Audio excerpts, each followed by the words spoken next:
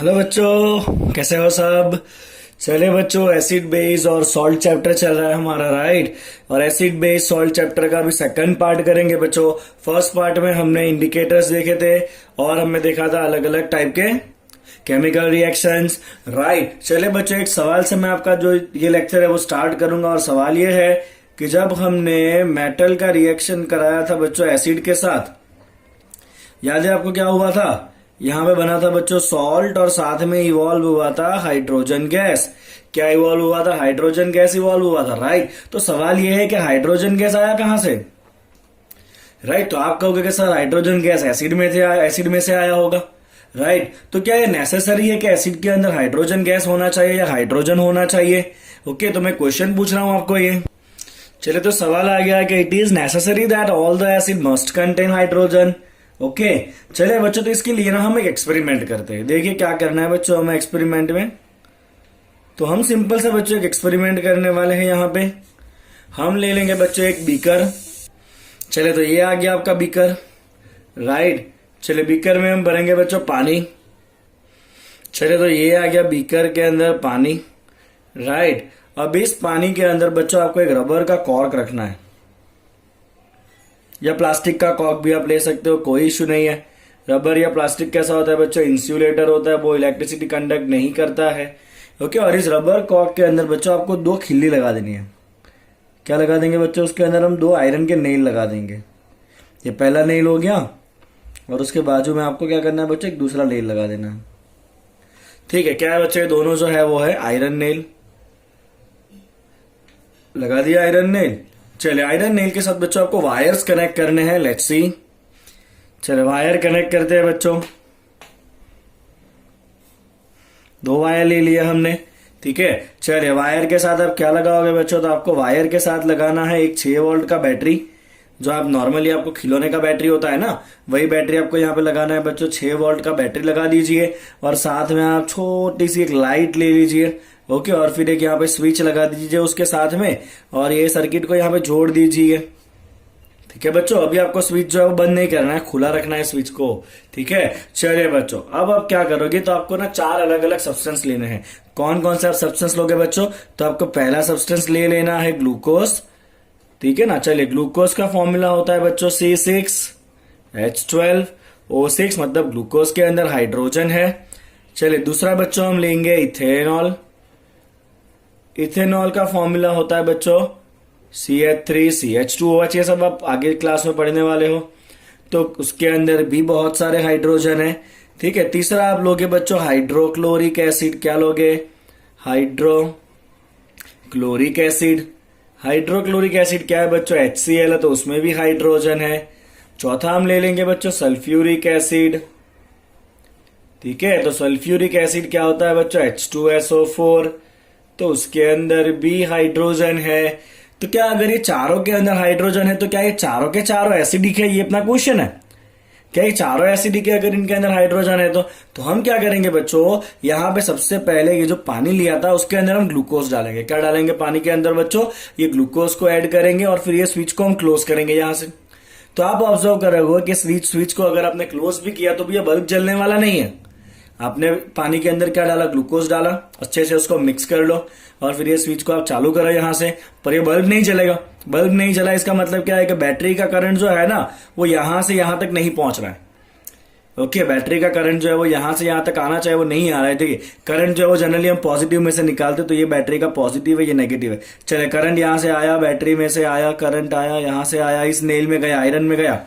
Rubber cork तो insulator है, वहां तो करंट जाएगा ही नहीं। तो क्या पानी में से ये जो सॉल्यूशन आपका बना ग्लूकोज डाल के, उसमें से करंट आ रहा है? तो उसमें से करंट तो नहीं आ रहा है, क्योंकि ये बल्ब जो है वो नहीं जल रहा है। समझे आप? चले, तो फिर आप ग्लूकोज को निकाल दीजिए, वापस पानी भरिए, और उसके अंदर ये इथेनॉल डालिए, वापस ये बल्ब नहीं जलेगा। यस और नो?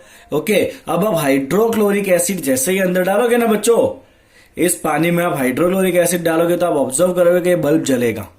बल्ब जला, इसका मतलब क्या है बच्चों? इसका मतलब है कि यहां से जो करंट आ रहा था ना, वो करंट HCl में से पास होते हुए इस आयरन नेल पे पहुंचा, और आयरन नेल में से बाहर निकला, और इसमें से करंट गया ताकि ये बल्ब जला। समझ में आ रहा है? तो अगर ये आपका सॉल्यूशन जो है वो HCl प्लस वाटर है, क्या है बच्चों? HCl प्लस वाटर, तो ये बल्ब जलेगा।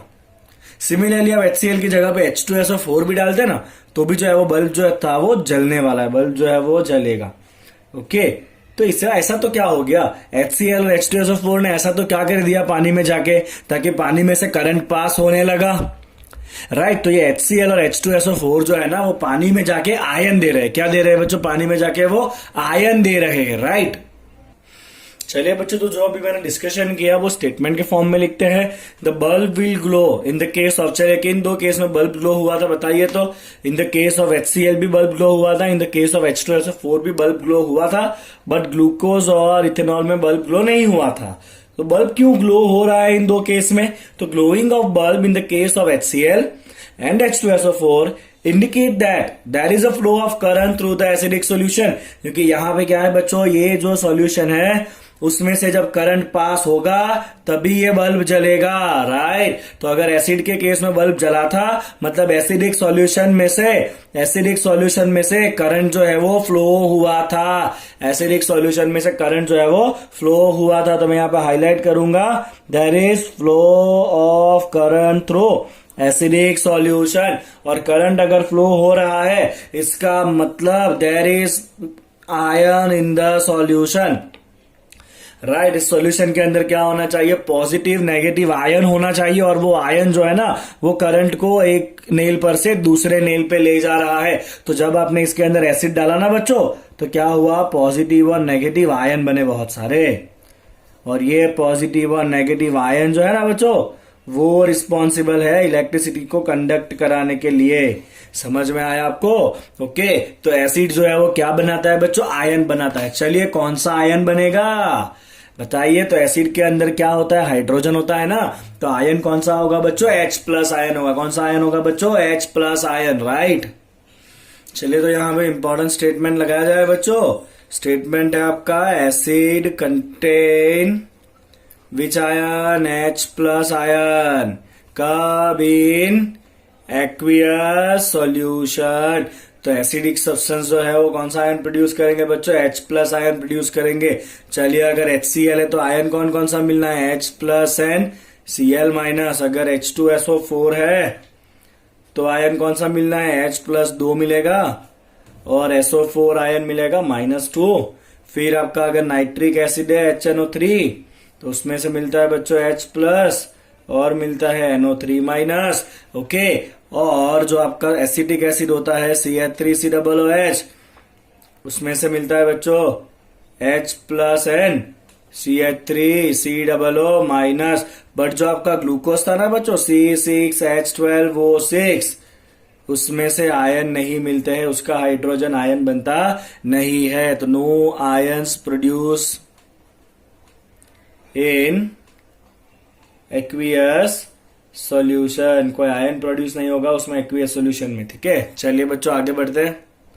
चलिए बच्चों अभी आगे जो आपने एक्सपेरिमेंट किया उस एक्सपेरिमेंट में अपने NaOH, KOH या CaOH ट्वाइस ये सारे बेसिक है। राइट, वो लिए होते तो क्या होता, तो उस केस के अंदर भी इलेक्ट्रिसिटी प्रोड्यूस होती, इलेक्ट्रिसिटी कंडक्ट होती। They also produce ion in aqueous solution.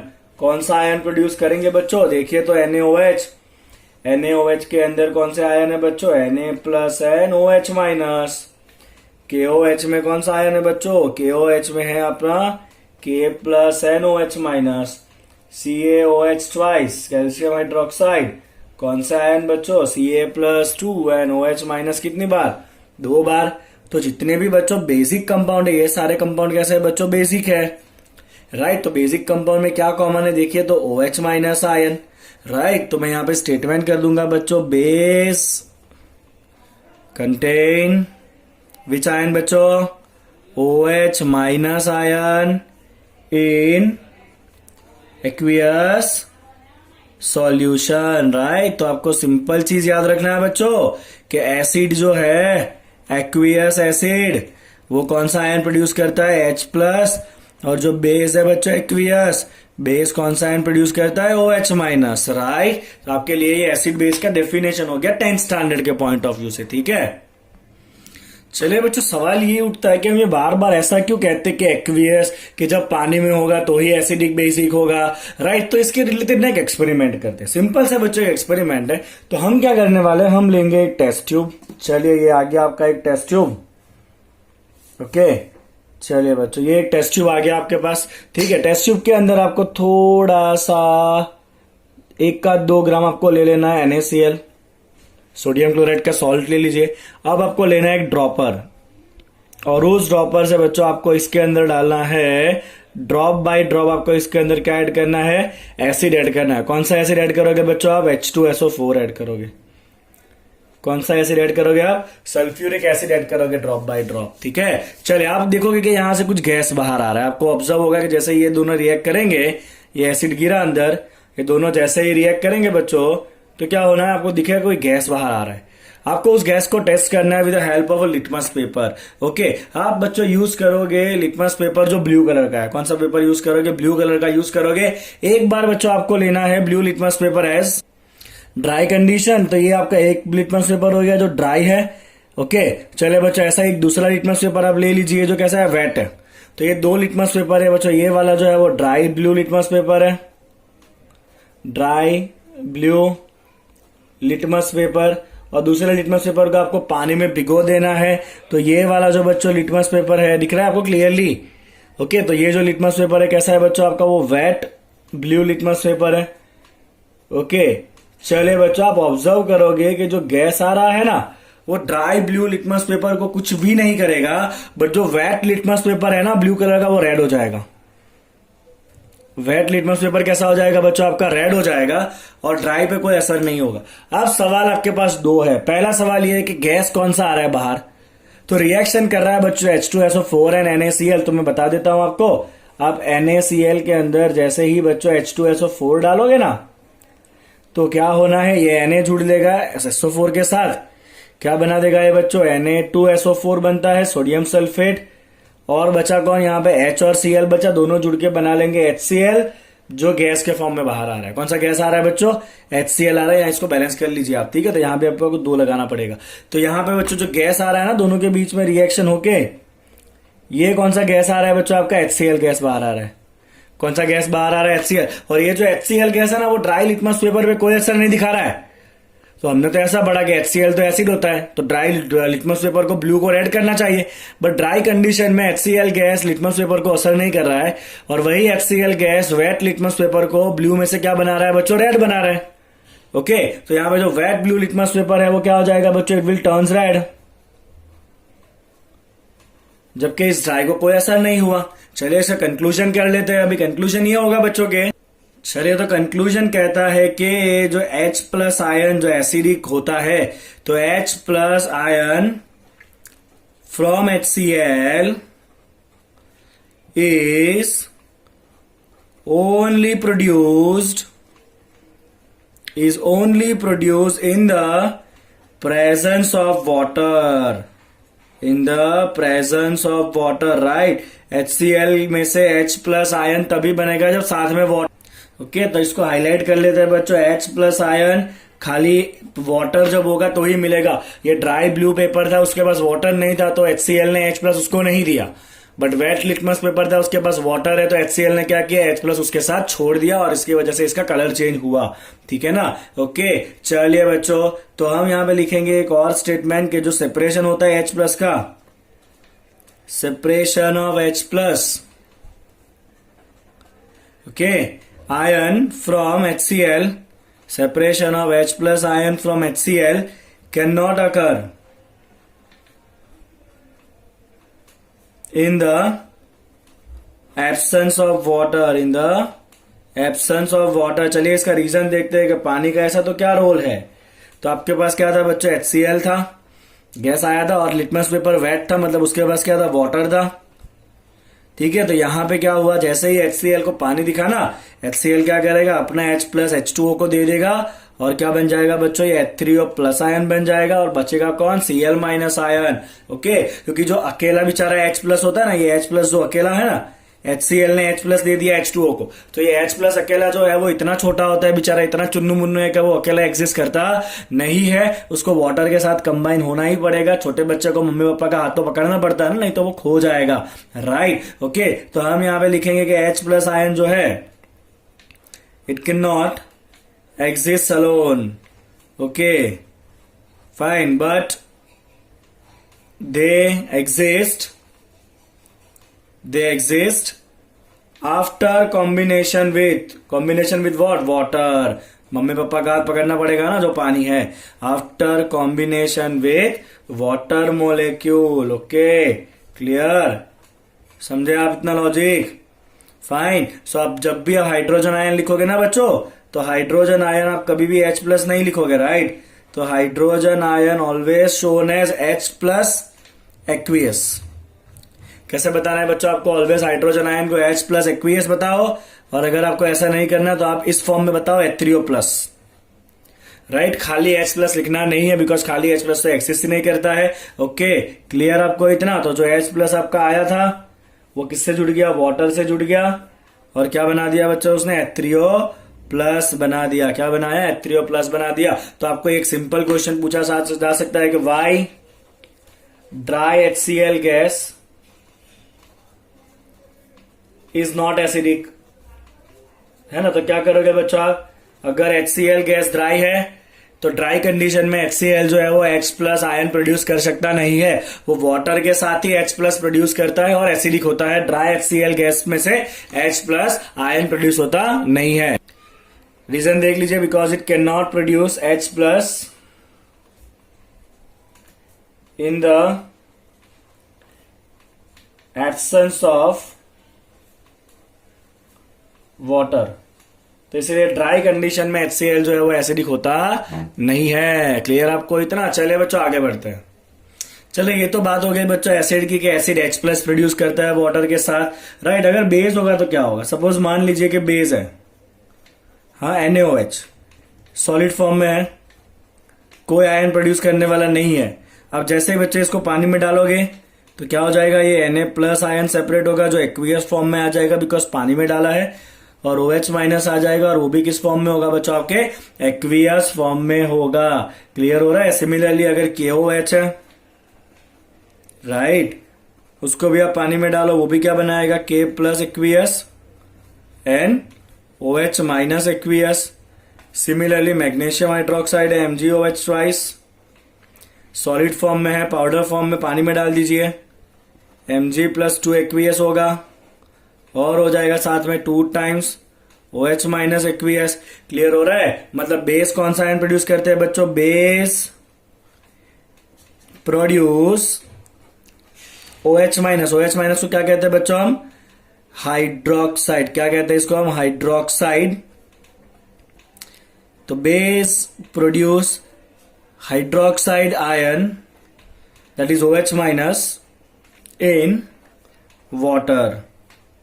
Right, चलिए बच्चों यहां पे एक डेफिनेशन आ रहा है जो मैं आपको बता रहा हूं, जो है अल्कली। अल्कली जो है वो बेसिस ही है, बट उसके 3 कैरेक्टरिस्टिक होने चाहिए। कौन कौन से वो 3 कैरेक्टरिस्टिक्स? तो अल्कली जो है वो बेसिस है विच आर, चलिए सबसे पहला विच आर सोपी इन टच, राइट। दूसरा they are soluble in water,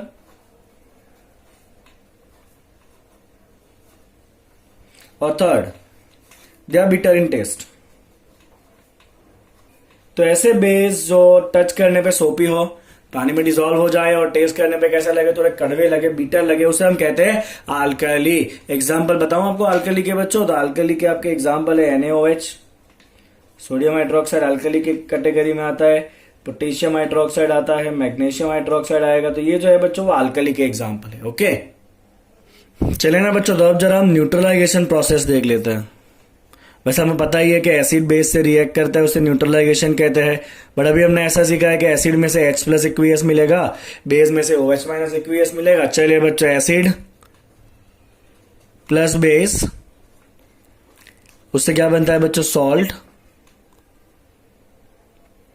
plus water. क्या बनेगा बच्चों उससे? Salt plus water. ओके चलिए, एसिड को हम डिनोट करते हैं बच्चों एज HX और बेस को हम डिनोट करेंगे बाय MOH।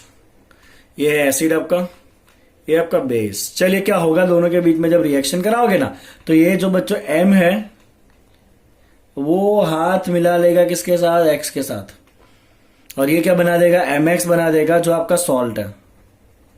और बचा कौन, ये H और ये OH जुड़ जाएगा एक दूसरे के साथ, और क्या हो जाएगा बच्चों, ये HOH। HOH is none other than but H2O, that is water.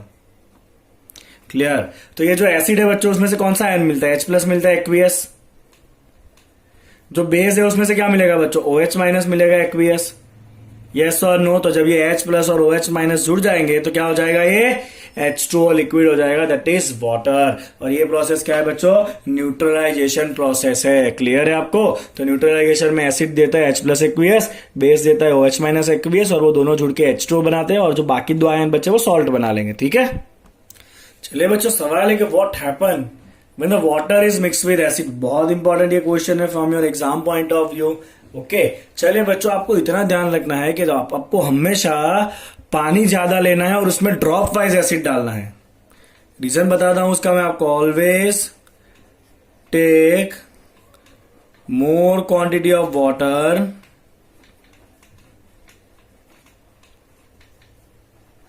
And add acid drop by drop. Add acid drop by drop and stir constantly. Right. क्यों ऐसा बच्चों, इसका रीजन यह है अगर आपने वाटर और एसिड को मिक्स कराया तो आप देखोगे कि टेस्ट ट्यूब जो है ना वो गर्म हो जाएगा, मतलब हीट प्रोड्यूस हो रहा है। ये रिएक्शन जो है ना वो हाईली एक्सोथर्मिक है। Right, reaction between water and acid is highly exothermic, means it produce large amount of heat. Okay, अब आप सोचिए बच्चों कि अगर आपने एसिड ज्यादा ले लिया है और आप उसमें पानी डाल रहे हो तो क्या होगा। मैं आपको बताता हूं टेस्ट ट्यूब लेके कि क्या होने वाला है। ये टेस्ट ट्यूब है सपोज, राइट। और इस टेस्ट ट्यूब में बच्चों आपने एसिड ज्यादा ले लिया है और फिर आप उसके अंदर पानी डाल रहे हो तो क्या होगा, बताता हूं आपको। धमाके होने वाले हैं, खतरा है बहुत ज्यादा इसके अंदर। तो ये आपने बहुत सारा बच्चों एसिड ले लिया और फिर जैसे ही आपने इसके अंदर पानी डाला ड्रॉप वाइज, उल्टा कर रहे हो। हमें एक्चुअली क्या करना होता है बच्चों, हमें पानी में एसिड डालना होता है। बट अगर हमने ऐसा किया, if water is added to acid, तो इससे क्या होगा, जहां पे ये दोनों मिलेगा ना वहां पे इतनी ज्यादा हीट प्रोड्यूस होगी, large amount of heat will produce.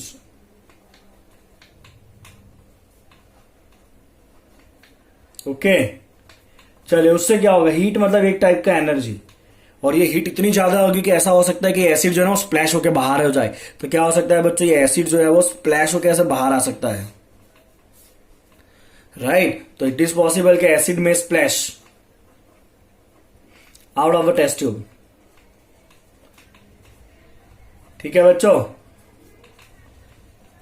Okay समझ में आ रहा है आपको। दूसरा क्या हो सकता है बच्चों, जहां पे ये एसिड और वाटर ने रिएक्ट किया ना वहां पे इतना ज्यादा हीट प्रोड्यूस हुआ है कि उतने ज्यादा हाई हीट एक ही जगह पे प्रोड्यूस होने से ऐसा भी हो सकता है कि वहां से टेस्ट ट्यूब भी टूट जाए। ओके, तो पहला प्रॉब्लम है एसिड में स्प्लैश आउट। ओके, और दूसरा प्रॉब्लम है ड्यू टू लोकल हीटिंग, एक ही जगह बहुत सारा हीट हो जाएगा। Due to the local heating it may break the test tube. It may break the test tube. It may break the test tube. बोले बच्चों इतना समझ में आया। तो कभी भी आपको एसिड ज्यादा लेके अंदर पानी ऐड करना नहीं है। Never ever do this. Always आपको क्या करना है बच्चों, टेस्ट ट्यूब लेना है। टेस्ट ट्यूब के अंदर आपको बहुत सारा पानी ले लेना है पहले, और उस पानी में बच्चों आपको एसिड डालना है ड्रॉप वाइज ड्रॉप। ठीक है, एसिड डालिए आप ड्रॉप बाय ड्रॉप और उसको स्टीयर कराते रहिए ताकि जो भी हीट प्रोड्यूस हो रहा है वो इजीली जो है वो क्या हो जाए, वहां से निकल जाए हीट बाहर। ठीक है, तो this is the good condition to work. अगर ये किया तो गए आप। समझ में आ रहा है बच्चों आपको इतना? क्लियर है ये टॉपिक। चलिए, ये जो प्रोसेस है ना जिसके अंदर हम क्या कर रहे हैं, एसिड या बेस के अंदर पानी डाल रहे हैं या पानी मिक्स कर रहे हैं, उससे क्या होगा कि जो H+ और OH- आयन है ना, उसका कॉन्सेंट्रेशन यूनिट वॉल्यूम में कम हो जाएगा। क्या होगा बच्चों, उसका कॉन्सेंट्रेशन यूनिट वॉल्यूम में कम हो जाएगा। समझिए मैं जो समझा रहा हूं, right. Due to addition of water in acid और base, concentration of H+ and OH- decrease in unit volume. चलिए ऐसा क्यों, सपोज मान लीजिए कि पहले आपके पास ऐसा कोई कंटेनर है ना, उसके अंदर आपने एसिड और पानी को मिक्स करके रखा हुआ है, ठीक है। अभी इसको इधर तक भरा हुआ है, सपोज इतना अभी भरा हुआ है, और अब जो एसिड है ना उसके अंदर सपोज मान लीजिए कि 3 H+ है, राइट। सपोज कह लीजिए 4 H+ है, राइट, इतने वॉल्यूम के अंदर। अब इसके अंदर आपने और वाटर ऐड किया और ये टोटल जो वॉल्यूम है ना उसको आपने डबल कर दिया। अब एसिड तो आपने डाला नहीं, आपने तो खाली क्या डाला है बच्चों, पानी ही डाला है। चलिए, तो क्या हो गया, तो H+ आयन जो है वो अभी ज्यादा डिस्ट्रीब्यूट हो जाएंगे, ठीक है। मैं ये ओरिजिनल लाइन इतना था, राइट, अभी इतना हो चुका है पानी डाल के। तो पहले इतने वॉल्यूम के अंदर बच्चों 4 H+ थे, अभी इतने वॉल्यूम में खाली कितने H+ हो गए, 2 ही H+ हो गए। मतलब H+ आयन यूनिट वॉल्यूम के अंदर क्या हो रहा है, कम हो रहा है। और इस प्रोसेस को कहते हैं बच्चों dilution. It is called as what, dilution process. It is called dilution process. तो डाइल्यूशन का मतलब क्या है बच्चों, addition of water in acid और बेस, और you can say mixing of acid और base with water, mixing of acid और बेस विथ वाटर। क्या कहते हैं बच्चों इसको हम, इसका नाम है डाइल्यूशन प्रोसेस। क्लियर, क्या है वो डाइल्यूशन, समझ में आया बच्चों आपको इतना? ओके, चलिए बच्चों, तो यहाँ पे हम एसिड बेस का सेकंड लेक्चर खत्म करते हैं। ओके, और इस लेक्चर में हमने मेनली सीखा कि एसिड के पास H+ होता है एक्वियस सॉल्यूशन में, बेस के पास OH- होता है एक्वियस सॉल्यूशन में। फिर डाइल्यूशन कैसे कराते हैं हमने वो सीखा। ओके, चलिए बच्चों, आई होप कि आपको पूरा वीडियो अच्छे से समझ में आया होगा। वीडियो को लाइक करिए, चैनल को सब्सक्राइब करना बिल्कुल मत भूलिए, ताकि आप फटाफट जो मैं वीडियो डालू उसका आपको अपडेट मिले और आपका स्टडी बिल्कुल भी रुके ना। Thank you so much for watching the video. Thank you.